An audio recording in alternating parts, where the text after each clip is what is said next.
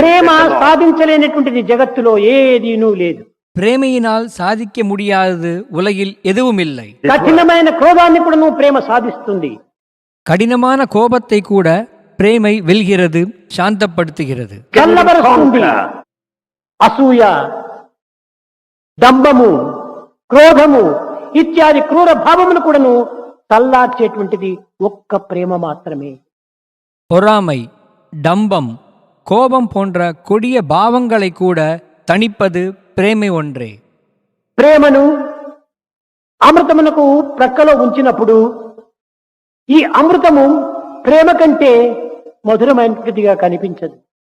பிரேமையை அமிர்தத்துக்கு பக்கத்தில் வைக்கும் பொழுது இந்த அமிர்தம் பிரேமையை விட இனிமையானதாக தோன்றாது. ఈ జగత్తునందు దేనిని మనము సాధించవలనన్నను ప్రేమ చేత సులభంగా మన వాంఛలు నెరవేర్చుకోవచ్చు. இவ்வுலகத்தில் எதை அடைய வேண்டும் என்றாலும் பிரேமையினால் சுலபமாக நம் ஆசைகளை நிறைவேற்றிக் கொள்ள முடியும். దైవాన్నే సాధించగలిగినటువంటి ఈ ప్రేమ శక్తికి ఈ జగత్తునందు సాధించలేనటువంటిది ఏమిటి ఉన్నది? தெய்வத்தையே அடையக்கூடிய பிரேமையின் சக்தியால் இந்த உலகில் சாதிக்க முடியாதது வேறு என்ன இருக்கிறது?